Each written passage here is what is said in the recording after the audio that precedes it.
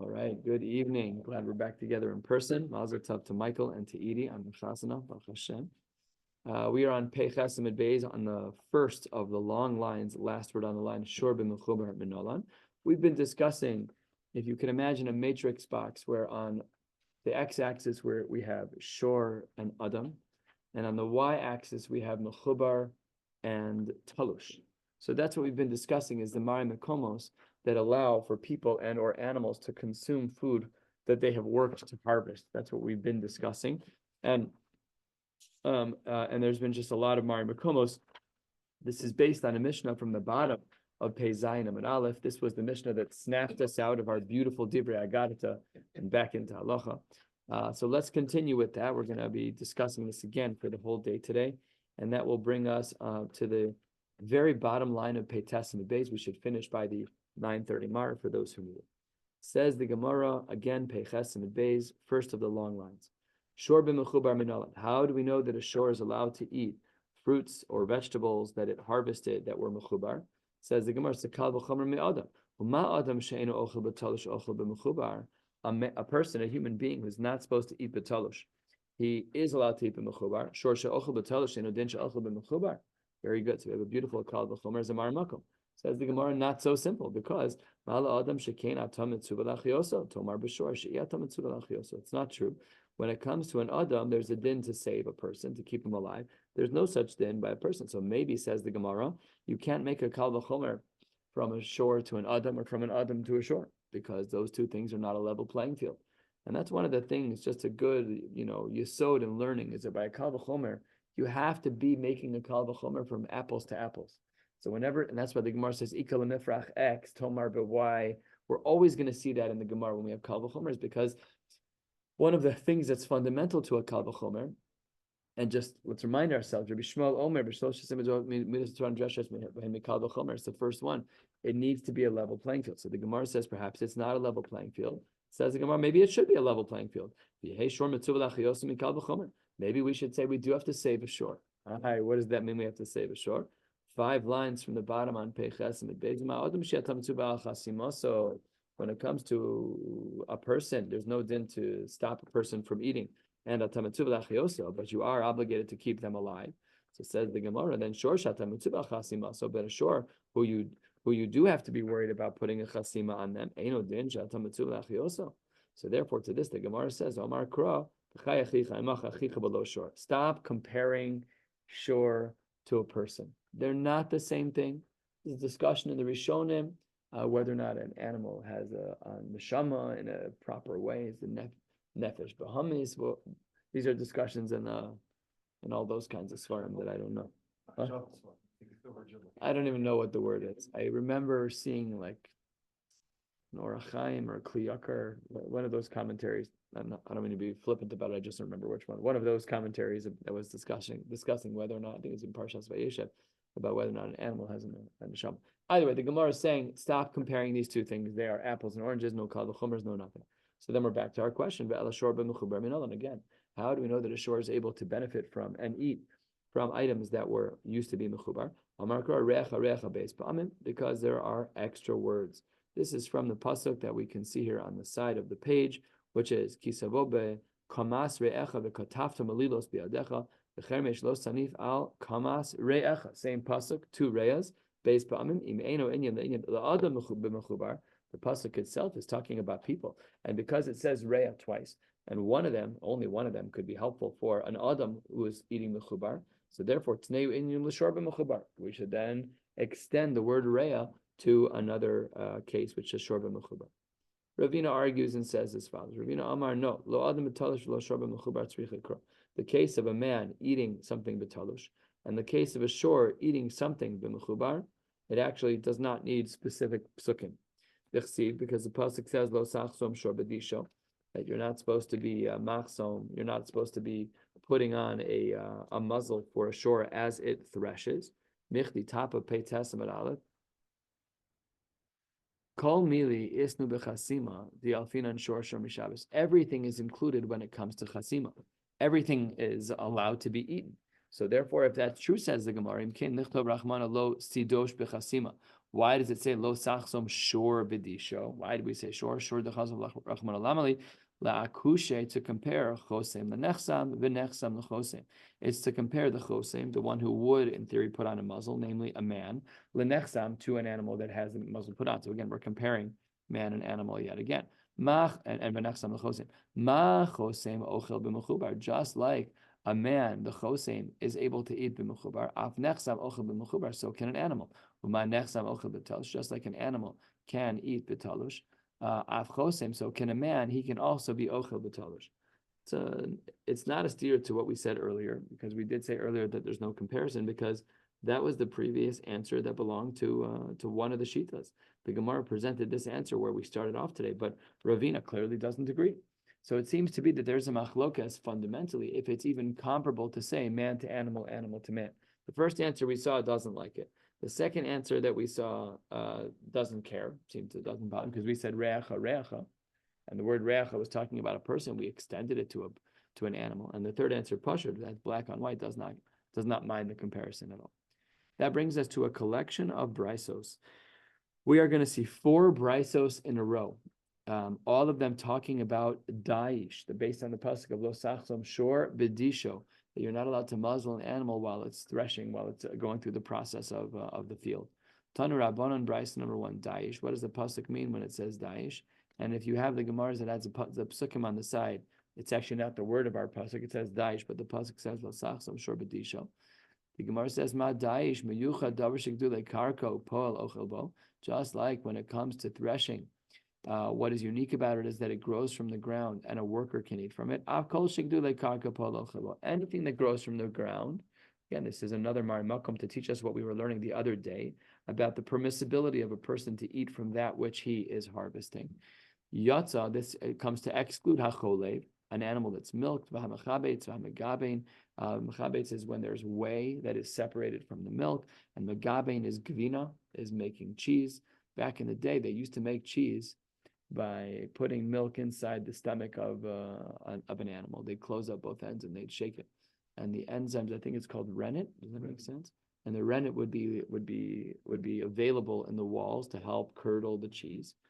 Big shilas of basar b'chalav. How does that work out? Because the keva of the animal, the stomach, is flesh. These questions also come up by kchal, which is a sugya in chulin, about whether or not you're allowed to eat the udder of a cow, because it's always saturated. When there's an animal that nurses humans, whatever, there's spaces amidst the udder where there's a collection of milk. So there by chulin we said by the udder we have to cut it shesi bar, we have to cut it and press it against the wall and drain it out. So by the gvina, so the Gemara says that doesn't grow from the ground. That's not gedulei karka, and therefore even if you're the one to make it, by no means does that allow for you to eat it. You're not allowed to do that. If you're a cheese worker, you're not allowed to do that. So says the Gemara, lamali, why do I need this brisa? After all, that I could have learned from Kerem Recha, because we learned it the other day already, actually, that from this pasuk, we learned that ein gedulei karka, that if it's not gedulei karka, then the workers cannot benefit from it. It says the Gemara, still, itzrich, we needed it. Why do we need it? 12 lines down, Pei Testament Aleph, because Sal Kadai Techamina, I might have thought as follows. If I only would have had the pasuk, I would have thought Holuch Siv Kama, because the pasuk speaks about grains, things that grow tall. The Rabbos Kol Baalei Kama, the Rabbos Nami, Midi Delag Dulei Karkin. I might have thought that if it was only from the pasuk of Kisava B'Kerem Recha, that it was a broader application. Kamash Malan, our brisa, that it's not. The brisa is what teaches us the limiting factor of the pasuk. The brisa teaches us that no, if you are a worker and you work in a cheese factory, you're not allowed to nibble on the food that you're making unless you have a specific stipulation from your bosses that you're allowed to do that. You're not allowed to do that. You work in a place where you make snacker crackers. You work in a place where you make anything, Reese's peanut butter. You're not allowed to take without rishus. It's gneva. You're not allowed to do that. It's gneva d'oraisa for a yid, gneva d'rabbanan for whatever. These are our shilas. You're not allowed to do that. That's what the Gemara says. Next brisa, Tanya Idach. This is the second of 4 brisas. Daish, another brisa about Daish, about animals that are threshing. Ma Daish miyucha davar shebeshas gemar malacha polocha, that under certain circumstances at the shas gemar malacha, the worker is allowed to eat once an item is fully processed. Av kol shu b'shas gemar malacha polocha bo yatza. What does this come to exclude? A person who's pruning garlics and onions.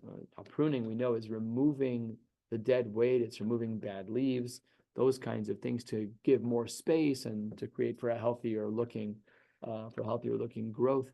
So therefore, and there, what we're excluding from this brisa is that if a person were to prune shum, which is garlic, and batzal is onion, how do onions grow? Underground? Do onions grow underground? Yeah. So if you're pruning the leaves, garlic doesn't grow underground, does it? I don't know. So the Gemara says that if you're pruning, so that's not considered Gemar Malacha to make it to put it in that status of it being completed. So therefore, Yatzim said, and therefore the workers cannot eat it. That's not Gemar Malacha. You have to get the Gemar Malacha to allow. It says Gemara Lamali, why do I need this brisa? We learned this the other day as well, that the halacha should apply that ein pol ochel bohem in these cases. We already learned that if it doesn't reach Gemar Malacha, then there's nothing to talk about. So the Gemara responds a third of the way down, that afal gav to come mashlev ktini mi beni alimi. Even if you're removing the small onions, the onions that really won't grow, or the small garlics that really won't grow, you pluck them. You're a smart guy. You're good at your job. You know these things will not grow to full size. It's not worth letting them grow. I'm going to cut my losses. I'm going to pluck the small garlics. I'm going to pluck the small onions that will never grow. Mi beni alimi, from among the better ones, and give those better ones more room to grow. I'll make more money that way. They'll sell better. Shalom al Yisrael. So we now have a new thing now. We have this company that sells misshapen fruit, and they make a killing. They make a killing. Have you heard of this company? I can't remember what it's called. We've spoken about it once. Company. What? Can't remember.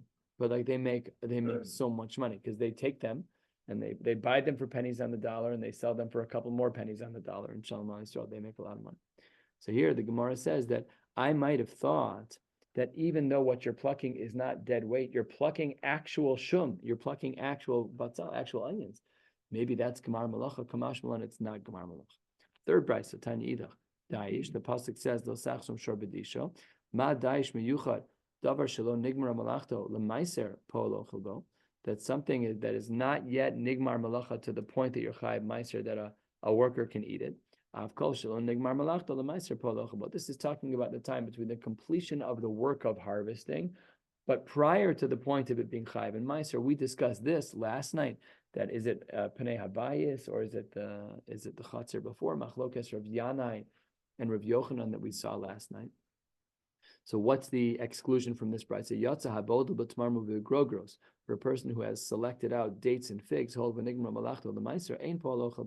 there those things are different. They don't. Their Gemar Malacha is the plucking, and there isn't more you do with them, so therefore they cannot eat them. Says the Gemara, but that's not everyone's opinion. So the brisa that we just learned, our third Daish Gemara, teaches us that ein pol ochelbo in regards to dates and figs. Over here in the brisa it says ochelbo stira amar papa kitanya ahi, that brisa of haboda b'tmarmu v'grogros pol ochelbo, that's betuchlani. That's talking about figs that when they're plucked, they're not so ripe. It just takes them time to ripen. We pluck avocados like that. When you buy them, they're hard, and over time they soften and they become more edible. That's what the Gemara says. That's the difference between them. Brisa number 4, Tanya Idach Daish. Another brisa about Lo Sachsum Shor B'disha. Ma Daish Meyuchad. Davar Shalom Nigmar Malachto Lechala Upo Lochabo. When we're talking about grain-based products, it's Lo Nigmar Malacha Lechala. We're not yet at the point where it's Chayiv and Chala. When is one Chayiv and Chala? Only when it's in a dough phase. That's when you're Chayiv and Chala. As long as we're not yet in the dough phase, you're allowed to eat it. Yatza, what does this come to exclude? Halash, someone who is kneading dough. V'hamakatev, someone who is shaping dough into a particular shape, braids, whatever they may be. V'haofen baking shenigmar malachto lechala de'ein po lochal. Those are the exceptions to the rule. Ay v'halo nigmar malachto lemaiser. The Gemara says, I understand what you're saying about challah, but there's a stage before challah. Challah is the dough stage. But once you bring the grain into the house, you're chayiv and meiser. So why aren't we worried about the meiser phase being the Gemar Malacha? Lo kasha, Says the Gemara, don't worry. We're talking about outside of Eretz Yisrael where there's no chiyuv meiser. These are the big shilas that come up in Jewel during Shemitah years when you see, or anything, any product from Eretz Yisrael, is it me'usar, is it not me'usar? So you got to ask shilas about all of these things. So that's what the Gemara says. Oh, it must be that this brisa is talking about a place in Chutz La'aretz where there is no meiser. Says the Gemara, if you're in Chutz La'aretz, chala nami like. There's no chiyuv of chala and Chutz La'aretz. We're makbid. We have a Shulchan Aruch says we have a mitzvah derabanan, chiyuv derabanan. I believe the Shulchan Aruch writes chiyuv derabanan for chala here in America to be mafresh chala. So it says the Gemara, you're 100% right. Ella leolam ba'aretz. Really, we're talking about Eretz Yisrael. V'lo kasha. We're talking about a very unique time in history. It was the first 14 years that the Jews were in Eretz Yisrael after Yoshua brought the Jews in. Says the Gemara, v'sheva shekivshu v'sheva shechilku. The first 7 years, the Jews were conquering land. And in the second 7 years, they were mechalek the land to Amar Mar. What do we see in a brisa? This brisa is in Maseches Ksuvas and Nida. We've learned it once. Sheva shekivshu v'sheva shechilku. During those 14 years, nischayev b'chala v'lo nischayevu b'maiser. Wow. The brisa was talking about an isolated 14-year period in Jewish history, which is the first 14 years of Eretz Yisrael, where the dinim of Meiser had yet to kick in, but the chiyuvei chala were already in place. It's a great Jewish trivia. What came first, chala or Meiser? The answer will be chala. Says the Gemara, I don't understand your question at all. The Gemara says, Midi Meiser Kagarim. Heicha Tesi, that Meiser is the line in the sand for Gemar Malacha. Gemar Malacha Kagarim. It's just when you're done working the field. Why would Meiser have to do with anything? So therefore, the Gemara pivots and gives another answer. He says we actually need to combine 2 of the 4 brisas that we've learned in order to properly understand the rules by Chala. So Karach V'Tani, we're going to combine them together. Says the Gemara, Daish, we're 8 lines from the bottom. Now we see a combo deal. There, the workers allowed to eat it. As long as we're before the phases of both Meiser and Chala, then you're allowed to eat. Okay, 5 lines from the Gemara, 5 lines from the bottom of Peites Malach, the Gemara wants to ask the following question. Let's say that I'm a worker and I'm working in your field and I'm in a scenario where I'm allowed to eat your food, right? Let's say it's grapes. Am I allowed to singe the fruit or whatever I'm eating, the grain, and singe it in fire? The Gemara seems to assume that it would give it a bit of a sweeter taste. So says the Gemara. Take a look at Rashi. Bottom line is if you take the grains of wheat and you put them in a fire, or if you take grapes and you just singe them a little bit, it seems to draw some sugars out. Again, I don't know if this works. I presume based on the Gemara that it works, but I wouldn't have been my instinct other than to think about things that are caramelized. Again, I don't know how it works, but it does seem to be that that's the case. So that's the Gemara's question. I understand that maybe as a worker you're allowed to eat sometimes, but are you allowed to go out of your way and now singe the food that you're eating to make it a little bit sweeter? So we're going to have a bunch of answers here. Here's answer number 1, or at least an attempt. Answer number 1. The Balabais is allowed to pre-feed his employees wine, which I'm sure they're not going to complain about, so that because they now are filled with wine, they're not going to eat so many grapes, and that way the owner would rather give up some wine and give up the grapes. The grapes are more lucrative apparently, and he'd rather stuff them a little bit with wine, and that way fewer grapes are eaten. As well, Rishayim Poal on the Tabel Pitam Bitzir Kedei Sheyochlu Anavim Harbe, or if he wants them to eat the grapes, he can feed them with tzir, which is fish brine. So the Gemara says over here, you're allowed to do prep work. So that therefore seems to be you're allowed to also be mehavhev. You're allowed to singe the food. That brings us to the top of Peites Beis, which says no. That brisa is only talking about la'achshure gavia lo kame bailam.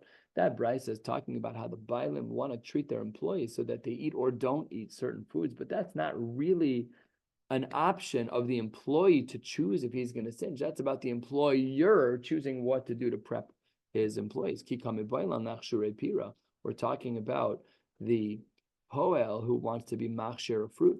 My. So let's try answer number 2. Pay testament base, second line. Tashma.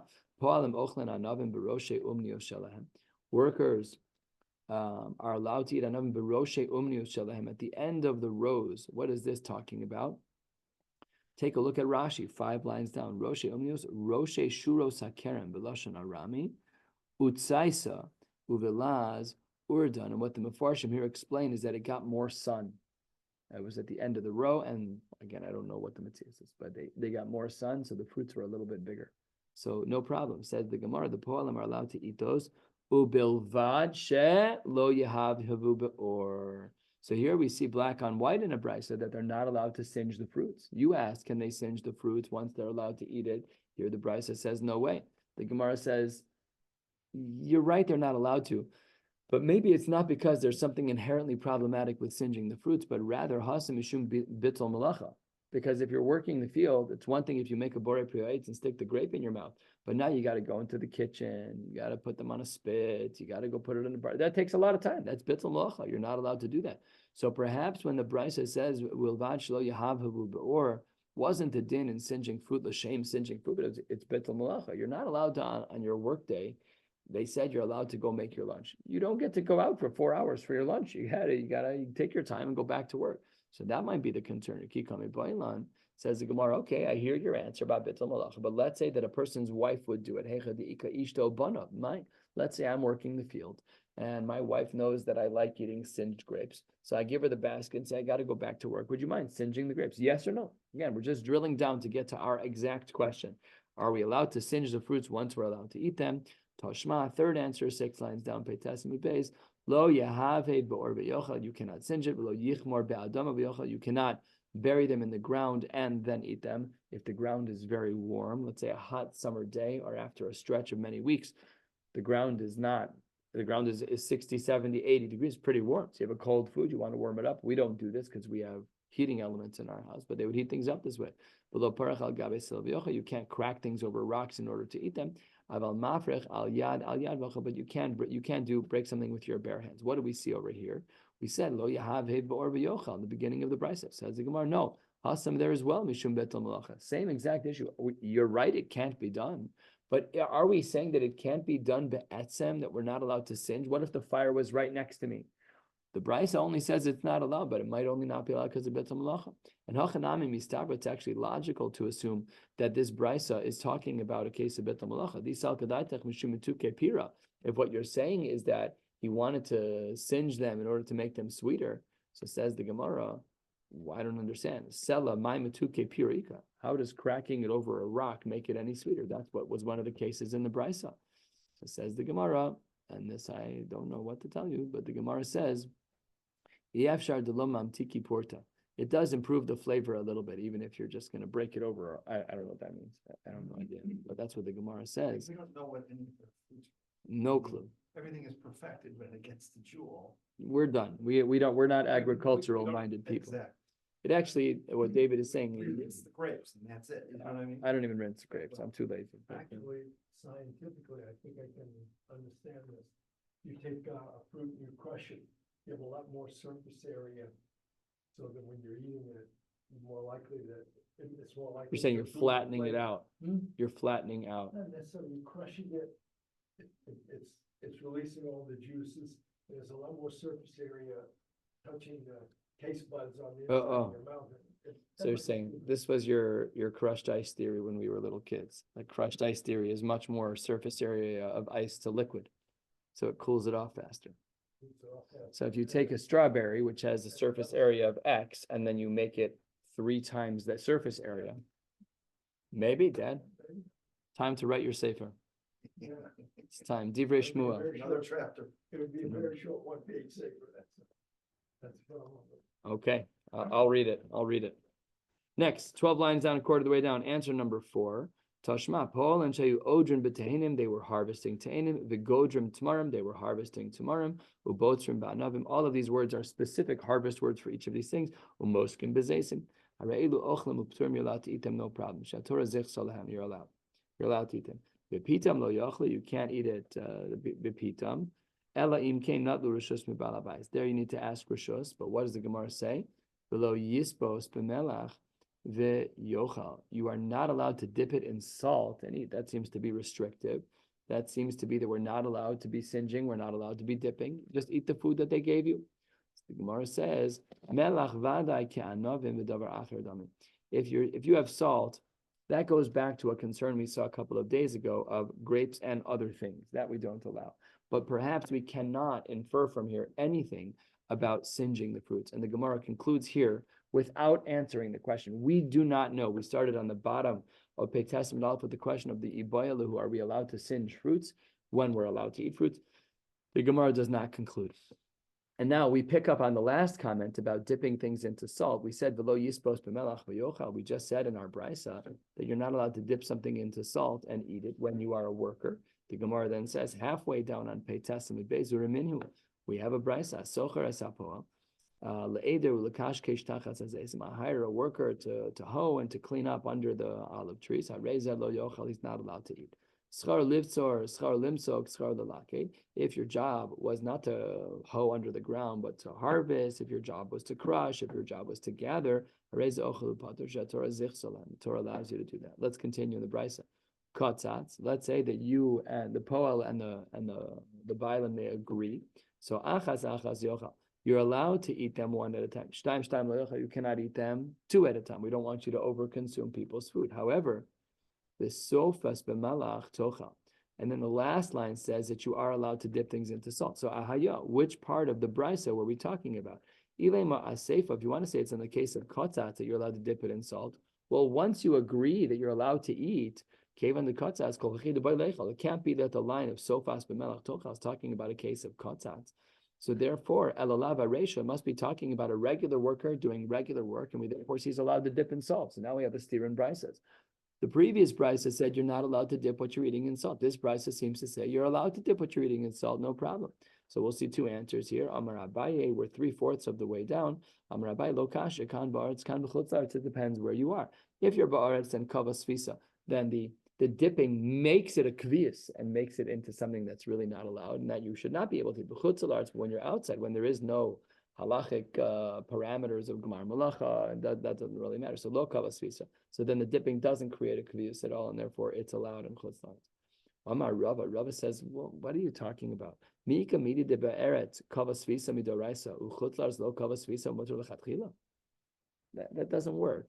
You're telling me that mida oraisa, if I dip my cucumbers that I'm harvesting from you into salt, so it creates Gemar Malacha midoraisa. But if I'm in chutzlaretz, it's mutar midoraisa. Normally, our principles in halacha is that we have a din d'oraisa, and then the next level is a din d'rabbanan. We don't go from isur d'oraisa to mutar. That's not what we do. We have restrictions everywhere. We have them all over the place. Today, a woman awkwardly tried to shake my hand, and I was in a kanoas mood, so I just kept my hands, like this together. I don't know. It's not even like me. I had a term from my rabbeim, like under those. I just wasn't in the mood. I felt like I kind of.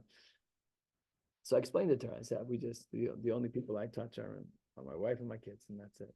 She was like, mispoil, like, what? I'm like, I've never touched any of my sisters. I couldn't believe it, So we have a din d'oraisa, then there's din d'rabbanan. We don't go from an isser d'oraisa to mutter. So what kind of answer is this, Abaye? Asks Rava. How can you say that we have an isser d'oraisa or a status of a d'oraisa change of kavas svisa when you dip it as a status of Gemar Malacha?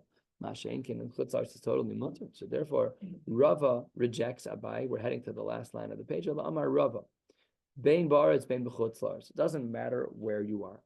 Chada lo kavas svisa. If you're only eating one, that will not create a problem of dipping. Tarte kavas svisa. But if you're eating two, it will.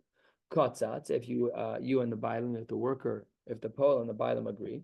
Bein safas, bein lo safas, achas ochel. You can only eat them one at a time. Shtaim lo yochel, like we saw in the brisa earlier. Lo kotzatz velo safas. If you didn't have a fixed amount, you didn't agree to anything, and velo safas, you didn't dip, then ochel shtaim. Then you can eat even more. Safas. Let's say it's lo kotzatz but safas.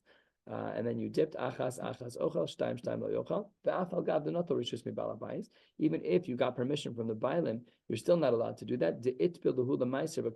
Because when you dip this one into the salt, in regards to meiser, it's kavas visa. So that's if it's a low kotzatz and you dip it in, and you're dipping two, so then that's already a kviyas by meiser. That's already a gmar malach.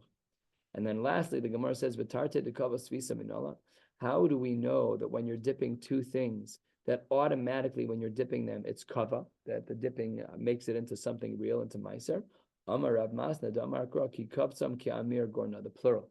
Kavsam plural, the amir, when you're gathering, gorna by the goren, by the threshing floor. So that's how we know that if a person were to dip two things into salt, that would be a kvias, and that would be problematic. We're going to stop right here on the very bottom line of Peites and Beis. We'll continue in Yirtzeh Hashem tomorrow night with Daf Tzadi, moving into the next 10. We're into the 90s in Maseches Bava Metzia. Baruch Hashem, wishing you all a beautiful night.